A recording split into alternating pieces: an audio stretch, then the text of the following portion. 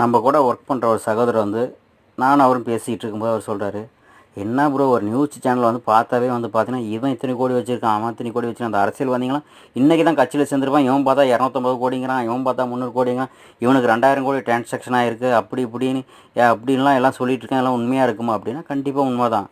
அரசியல்வாதிங்க வந்துட்டு எப்படியானாலும் வந்து மக்கள் பணத்தை எப்படியானாலும் யூஸ் பண்ணிக்காமல் வச்சுக்கோ. அது வந்து அப்பாவி மக்கள் வந்து நம்ம நாட்டில் அதிகம். எங்கே நம்ம போய் கேள்வி கேட்டால் நம்மளை வந்து இது பண்ணிடுவாங்களோ, அதை பண்ணிடுவாங்களோ, நம்மளை நிம்மதியெல்லாம் பண்ணிடுவாங்களோ, எதை பண்ணிட்டு போனால் போகிறேன் அப்படின்னு சொல்லிட்டு தான் உண்டு தான் வேலை ஒன்று வாழ்ந்துக்கிட்டு வச்சிட்ருக்காங்க. ஸோ அதனால தான் வந்து பணக்காரர்கள் வந்து பணக்காரர்கள் கோடீஸ்வரர்கள், உழைக்கிறவங்க வந்து உழைச்சிக்கிட்டே அடிமட்டம் ஆகிட்டு தான் இருக்காங்க. ஏன் இன்றைக்கி சாப்பாடு கூட இல்லை அப்படிங்கிற மக்கள் நிறைய இருந்துக்கிட்டு தான் இருக்காங்க. ஆனால் வந்து வெளிநாட்டில் ஒர்க் பண்ணுற சகோதரர்கள் வந்து தேவையில்லாத அரசியல்வாதி வந்து ஸ்பான்சர் பண்ணாதீங்க. நீங்கள் கஷ்டப்பட்டு கட்டட வேலையும் கம்பி கட்டியும் நீங்கள் வந்து பிழைக்கிறீங்க. யாருக்கும் காசு வந்து கொடுக்காதீங்க. நீங்கள் அந்த காசை வச்சு ஒரு தொழில் பண்ணி முன்னேறி ஒயிட் அண்ட் ஒயிட் போட்டு ஊரில் நடக்கிற மாதிரி